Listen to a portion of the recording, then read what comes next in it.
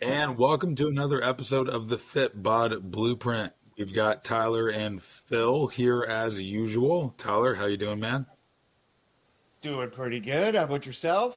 Pretty good. And for those wondering, no, I have not taken up smoking. This is just a random voice has gone bye-bye. I guess my voice decided to go on vacation. Nicotine, it's the appetite suppressant. I use it for all my dieting needs. Absolutely nothing but that and a little bit of little bit of booger sugar, right? Nicotine and booger sugar. That's the Yeah, secret. No more need for a that's the secret. podcast. Secret to six-pack abs. Yeah. So what you been up to this week, man? You mentioned you've been doing some gardening, kind of fill people Yeah, in. yeah, it's that time of the year, weather's starting to get nice. I mean, for those that don't know, like one of my hobbies and just things that I love doing is gardening and landscaping and things like that. So we ended up, long story short, have to redo our front yard due to like a home project. So moving a bunch of dirt this weekend. I'm telling you, 11 yards of dirt over a couple of days. So it's a lot of dirt, and just like a one like little interesting thing about that. And I had a client I was talking to the week before, and I was like, yeah, like this is what I'm, doing this weekend, things like that. And she's like, I have a question. She's like, you lift and you really take care of yourself, all of those things. Like, are you as sore as like I would be if I were to do something like that? And I was like, probably, yeah, probably. Like I will be sore. Like, Yeah. it's not like I'm deadlifting 3 hours a day. Like I was digging in dirt and putting in a wheelbarrow and things like that. But the benefits though of getting strong and building a resilient body is that you do recover quicker. You probably won't be as sore as someone who's never really lifted or done a lot of activity. I was able to get it done in 2 days, and 2 days after, I went and squatted 375 and deadlifted 415, and I feel fine, right? And so it was just like this, like, and I thought maybe that could be our topic today, but like, I just thought it was like the the benefits that I don't think people realize that come with lifting that are just beyond looking better. It's just you build a more resilient body. And it's higher quality of life too. Like you got to Yeah, do something that you enjoy and you got to do it without getting injured, without getting hurt. Like think about how many people at the garden center at Lowe's or Home Depot, right? That if they had to put that many yards of soil out, they would be wrecked for like a yeah, week. Friday would come around, they'd be at the water still like, with a hunched over back, like, oh my God, I can't believe I yeah, did that. Never yeah, again. yeah. Or how many weekends it would take, like up of your time and in all of that too, right? Like whereas I got it done in one weekend, and now I can seed the lawn and move on to the next thing, right? So yeah, just an interest. It was something I was thinking about all weekend and kind of seeing how I felt after she had asked that question. Yeah. Well, Yeah. speaking of weekends, I know on the weekends I see a lot of clients that are logging some alcohol. So that brings us to our topic for today. We're gonna just dive into alcohol. And look, if you're strictly listening to this with the idea of, hey, I want health optimization, then this will be really short for you. You should never drink alcohol. Bl- There, like Yeah. that's it. Technically, If yes. that's your entire goal is just, I want to live the most optimal science-backed textbook, how much alcohol should I drink? The answer is zero. However, I am a bourbon steward, so it's the bourbon equivalent of like a wine sommelier. Let's dive into it because everything in moderation. All right. Yeah. I'm not saying that you should go drinking a handle of Jack Daniels every night. I'm not saying that you should be crushing a sixer of what'd you call them the other week? Something pops, A wobbly pop? wobbly pops. I'm not saying you should go crushing like a 12 pack of wobbly pops every night, but there is nothing wrong, right? In the big picture, there's nothing wrong with saying, hey, I'm gonna enjoy one or two drinks one night a week or once a month. There's nothing wrong with that. That's moderation. If you're Yeah. trying to live like a 20-year-old frat boy, stop. That's not good.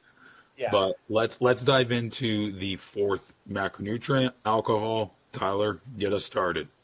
Yeah, I mean, I think that's one thing that a lot of people don't know is that it is technically the fourth macronutrient coming in at 7 calories per gram. So, really as dense as fat, essentially, which comes in at 9 calories per gram. But like you kind of mentioned there, like there's no benefit. I mean, maybe you could argue that, but there's no health benefit, right? Whether, your goal is to build as much muscle as possible. If you're in a fat loss phase, certainly there is going to be some implications there. And so, yeah, it really has to be one of those things where, you have to weigh the context of what are your health values, what are your goals, and is it something worth including in your life? And that's going to be a different answer for everyone.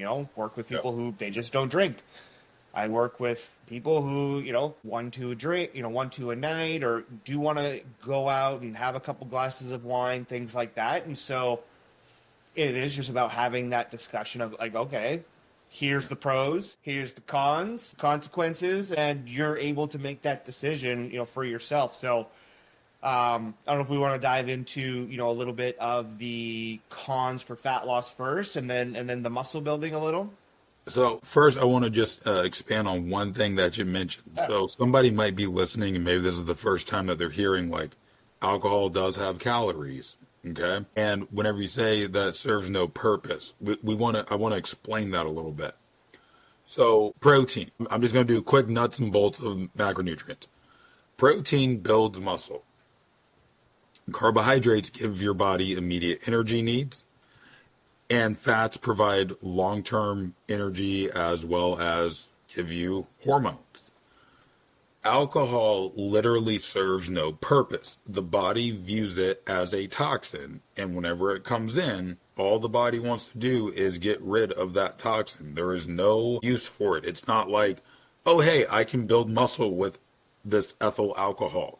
It's not like, oh, I can use this for energy. Like, no, the energy that you're getting from that Red Bull vodka comes from the Red Bull, not from the vodka. You want to keep that in mind. So, yeah, let's start with the impacts on fat loss. And for me, the number one con for alcohol while you're in a fat loss phase is that it is liquid calories that's being consumed. And if you had to ask me, like, hey, what's one of the most important rules for successful fat loss is do not drink your calories, whether that's Gatorade, soda, milk, juice, put alcohol in that list too. Because whenever you see a can of, hard seltzer, a can of beer, whatever, that it says, 100 calories, only 2 carbs. Yes, it has 100 of those calories. You have 8 of them coming from 2 carbs because 4 calories per gram. So 2 grams of carbs times 4 equals 8 calories from carbohydrate, meaning you have 92 calories from ethyl alcohol still being consumed. So even for people that are just counting the carbs, right, because that's a lot of people that just don't know better, they see zero-carb Bud Light or, 2-carb this.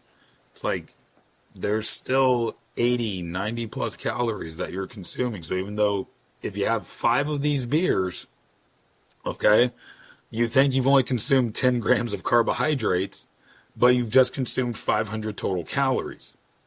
Yeah. So it's like, okay, 10 carbs versus 100 calories. Or 10 carbs versus 500 calories. It's like, oh, wait a minute. Would you have just ate 500 calories worth of bread? No, but you could have. Maybe. And I mean, I know sometimes like the way we've kind of always figured it out is you take the total calories per serving and divide by 4 to roughly get your carb amount. I don't know if you still kind of follow that. I still have my clients do that just to get them more aware of like, okay, like, there is more than I thought, right? And so it's not 100% accurate, right? But it at least gets that awareness factor up a little bit more. Yeah, and that's so how I have clients track alcohol. It depends on are they doing full macros or are they just doing calories and protein? Because if they're just doing calories and protein, then hey, find out the total calories per serving, account for your number of servings, still hit your protein goal, but leave that many calories still as unutilized within your daily calorie goal. Now, if somebody is doing macros, and this is where I like to always just own up to like, hey, I used to do things this way, but now I don't anymore. I used to tell people count it as either a carb or a fat, but my viewpoint on that has changed where I will tell people if you're going to count it as a macro, count it as a carb because fats are essential macronutrients, protein is essential macronutrients. You need your muscle, you need your hormones. Fats also aid in the digestive process. You don't want to jack up your digestion. So carbohydrates are technically non-essential. So if you're going to count your alcohol, yes, and you're tracking macros, count it from your carbohydrates. Yeah. Okay. All right. So we're on the same page then. Good. So I mean, I think obviously, yeah, like the extra calories, it's not going to make you full. That's, I mean, a great one. But two, like you kind of mentioned in the beginning, how it's a toxin, it's a poison, and the body is going to kind of shut down everything else to get rid of that. And so that means fat oxidation. When we are trying to lose body fat and the body is going through that process of liberating fatty acids and using it as energy, as soon as you consume that alcohol, whether it's 1, 2, 3, whatever, body's going to stop doing that so that it can start to work on getting rid of that alcohol. And so, again, I would say inherently nothing wrong with having drinks during a fat loss phase, if that is your choice. But again, we're coming to these consequences of those choices, and you are then slowing down that fat loss.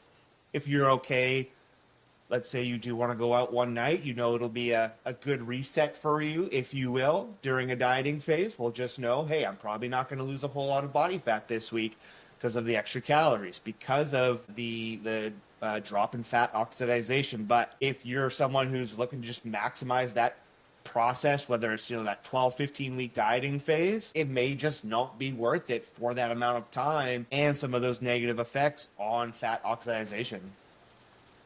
Yeah, absolutely. If you're cutting calories, that's one, and you drink regularly, cutting out alcohol is actually one of the best ways to start a calorie deficit. But also, what's crazy for me? I've worked with people where whenever we first get started, they're drinking regularly. Like, hey, 2-3 glasses of wine a night, or a couple of mixed drinks per night, or a couple of beers per night.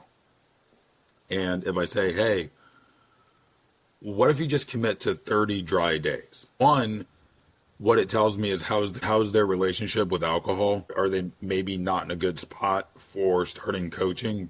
Because if you can't go 30 days without drinking, you got some problems.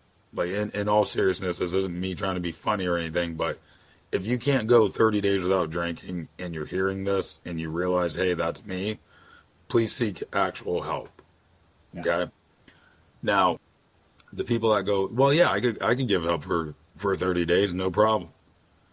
It is crazy the body composition change because of that fat oxidation. Like, the scale may not move a whole bunch, but now because they've quit drinking, their hormones are also now happier because they're not having a bunch of alcohol disrupt them. Sleep is better. They're putting on more muscle. They're burning more brown fat. And in 30 days, it can be almost the equivalent of like 2 months worth of physique progress just by eliminating alcohol. It's been one of the craziest things that I've seen in my entire coaching career. Like, if you had to ask me, what makes for the most extreme transformation, somebody who quits drinking. Yeah. Well, I mean, too, like, if you think about it, like, let's say, you are someone that has 1 to 2 drinks every night, every other night, maybe a little bit more on the weekend. So, in reality, it doesn't seem like a lot. That's probably easily an extra 1,000 calories a week right there. An easy 1,000 calories. So not only are we, improving all those things like you mentioned, you all of a sudden cut out 1,000 calories out of your weekly diet. Like, that's going to create a deficit in anyone. Yeah. And like, I'll open up and be very raw and just honest right now. Like back in 2020, so my son was born March 2020. Like we walked into the hospital without masks on. We walked out with them on. Okay. Yeah. So whenever I say my son is a COVID baby, he is like on the nose Yeah. COVID baby. Um, you know, hey, lockdowns. My mom and dad were taking care of my Mima, who at the time was going through lung cancer for the second time. So we could not risk her health for any possible reason. And look, no matter what your feelings on it are today, at the time, the right call is, hey, everybody just kind of chill, do your thing. But whenever it's chill and do your thing, whenever it's you, your wife, a less than 2 year old, and a literal newborn, whenever I say like, yeah, I went through a little bout of depression there and I was drinking more than what I ever had in my adult life, aside from like my younger single days in my early Yeah. 20s. Yeah. And like for me, it was like, all right, well, my client check-ins are done by noon. Guess I'm gonna have What to else go am I have a gonna little do? cocktail, right? Like, Kilo and deadlifts. yeah, that like, hey, I worked out for the day. I responded to all my clients. No sports are on. How many times can I rewatch Tiger King? Like, Yeah. Oh, God, so I'd forgotten about that. I ended up putting on like a good solid, a good solid like 15, 20 pounds. And as soon as it was like, all right, I got to do something about this. Literally, all I did was just stop drinking for 30 days and boom, 15 Yeah. pounds right off. Yeah. Yeah. Yeah. I mean, it's simple, right? But I think it is It's important then to simple. It's simple if you for don't think, those who it's simple for. Because I've well, also worked with people that yeah, and that's what I they was gonna say. start. Yeah, it's It's crazy. Whenever you simple but have not. that addictive personality trait, it can absolutely be wrestling with, it can be wrestling with the world heavyweight champion, you know? Yeah. So Yeah. that's fat loss. Now let's talk about how it impacts muscle building, because that's my other thing for the hard gainers out there. Don't think like, oh boy, I can drink liquid calories and I'll get buff. Like, you're not Arnold Yeah. Schwarzenegger drinking Yeah. beer and pumping iron. That's not Yeah. gonna, you're not. I wish we all could be, but I mean, yeah, like I think it's because I think when people are in that dieting phase, they really do like think about their liquid calories and all of that, right? It's just you're more heightened at it, and when you do get into building muscle, maintenance, whatever, you just do get a little bit more relaxed, and you maybe don't think about these types of things that could be holding you back. And I mean, so the biggest one is we're reducing muscle protein synthesis, right? So like we are hindering the process at which our body goes through to help build muscle when we're drinking that alcohol. And so like if your goal is to improve your physique, and because I don't want to say build muscle because people are like, oh, get too big, You like never but will. never. I've been trying to get too big for 15 years. Okay, like it's not gonna happen. It's never gonna happen.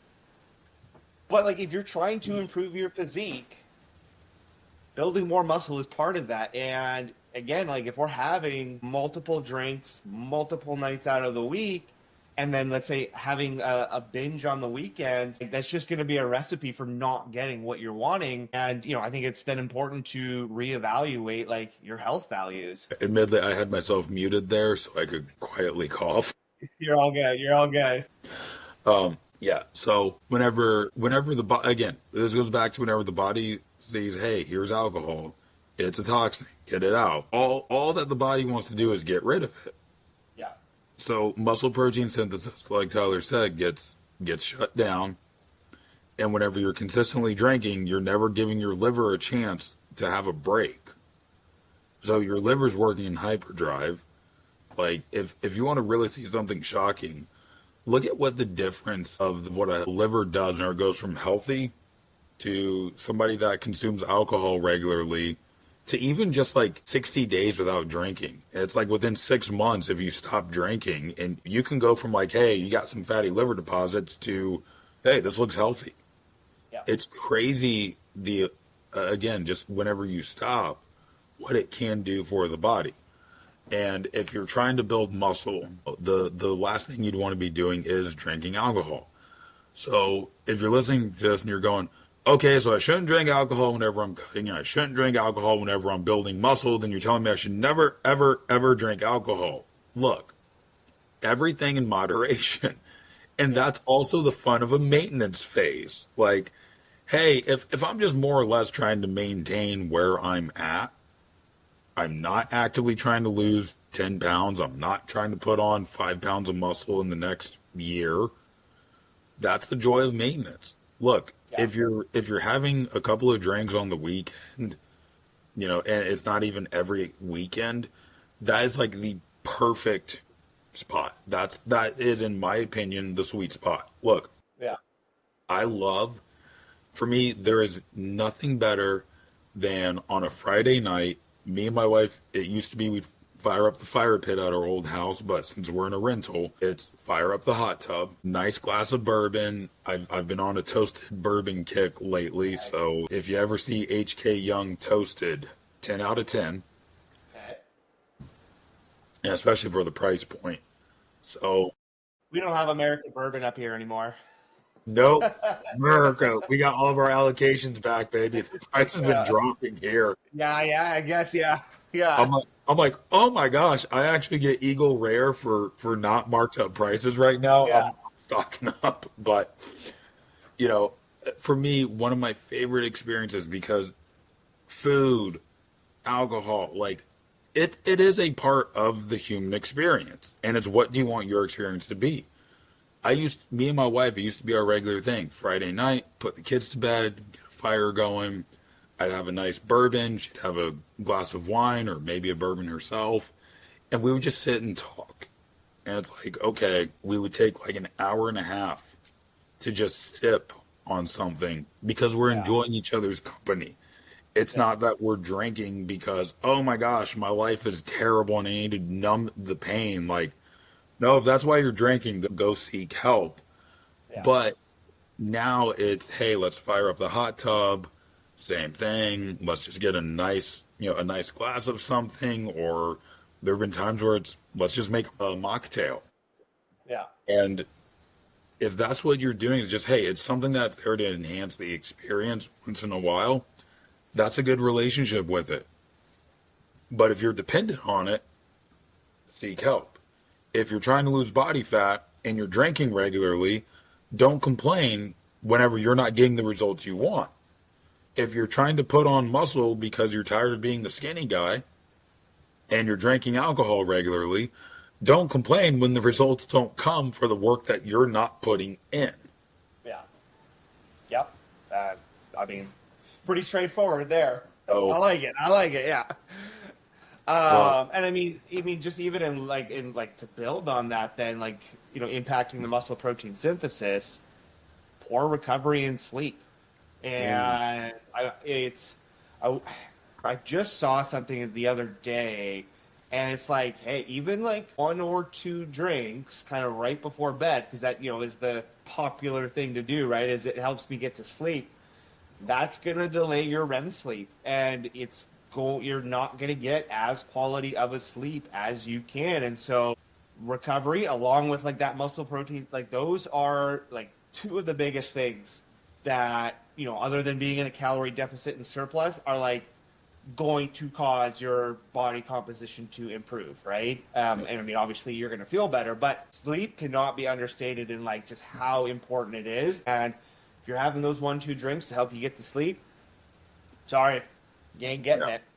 Well, and what I love is people, whenever people say, oh, yeah, having a drink before bed helps me go to sleep, it's like, based on what recollection, based on what experiences, right? Because, oh, well, back in college, like, I started drinking and I'd pass out. Well, hold on. You probably didn't start drinking in college until like 10 o'clock at night. Like, that was when you started Yeah. pre-gaming to then go Yeah. out, be somewhere at 11, and you're Yeah. out until 2. It's like, maybe it's the fact that you were up at 2 o'clock in the morning while you fell asleep so quickly. Yeah, I think Because so. if Yeah, I, probably. Yeah. without it, with, if you told me, Phil, try to make it to 2 o'clock, I don't need a drink. Having a drink before is not going to make me fall asleep sooner. I'm gonna just fall asleep at 9 o'clock because I'm an old man now. Yeah, exactly. So Yeah, I just always, pop that melatonin. right? Like, look, there are way better ways to get to sleep than alcohol. Try dimming the lights in your room, and if you don't have a dimmable bulb, they are super cheap on Amazon now to get the little Bluetooth Govee ones. I mean, I don't know what's going to happen with with things imported, but you can Yeah, go on Amazon, you can get a bulb. It's controlled with an app on your phone, and you can dim it to like 20%. yeah, Whenever you start simulating low light, that is your circadian rhythm saying, "Hey, it's time to go to bed." yeah. Put on your blue light blockers, dim the lights, or what I'm starting to sound like that country song. Baby, lock the door and turn the lights down low. Like, Well, I was gonna go check out our 3-2-1 podcast on how to yeah, get better sleep. We did that, I don't know, a few months ago, right? yeah, So, yeah, there's going to be so many better ways, and your body's going to thank you, your energy's going to thank you. It's just again all around. Like if your main goal is to improve your health and physique, these are the things that you're going to want to prioritize. right. Spoiler alert for those who haven't listened to the 3-2-1 episode. We don't tell you to drink alcohol in it. All right, so my voice is getting progressively crappier. Yeah, Look at that. I love the honesty. You're like, Phil, it sucks. So, would you rather give up central heat and air for the rest of your life or give up the internet for the rest of your life? Like I would be okay giving up central heat because I mean you just put more clothes on, right? Central air is tough because it's harder to cool off. I could just go to a pool, I guess. I'm gonna go with central air and central heat. I'll give that up for the rest of my life, and I'll keep the internet. And As kind of nice as that would be, like to give up the internet, I still think in the long run I would keep that. yeah, so if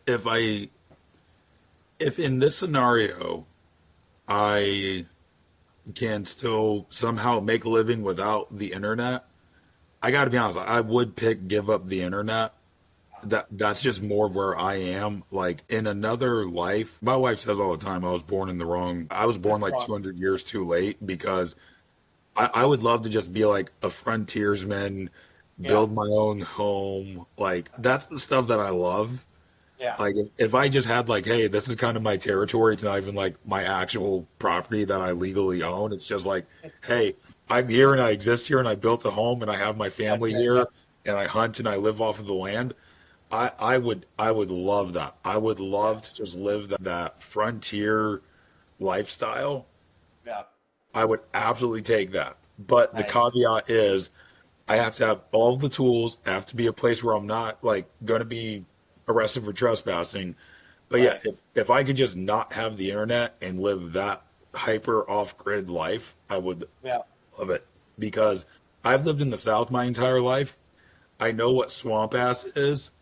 I am not giving up central air ever, Yeah. Yeah. ever. And I'm a southerner. We're not meant for cold, Yeah. so I'm not giving up heat. Like it starts getting into the 60s. I'm like, no, no, no, no, no, no, no, Yeah. Yeah. 70. So I guess, yeah, living in the Pacific Northwest, kind of, I think that makes my decision of giving up the central air and heat a little bit easier. Well, But hey, we got lots of land in northern Canada if you want to come live a frontier life. Be cold as balls though. you know what? If I'm giving up the internet, that means I could set up a solar. I could set up solar, and I could have a Mr. Cool DIY split again, like I did Yeah. back in Florida. There you Because go. in Florida, the population only boomed because of the invention of the AC. If you look at the population boom for the entire state, because it's a swamp naturally, Yeah, that makes sense. it didn't happen until the late 50s, early 60s. Yeah, that makes sense. There you I go. wouldn't want to live there without it. Yeah. Well, even with it, we decided that was just too much humidity. So yeah. Yeah. All right. Well, before all the Florida Gator fans who just won the national championship hear me bash Florida, I still love my home state, but also let's face it, it's too damn hot. Yeah. And with that, we will see you all on the next one. Yeah. See ya.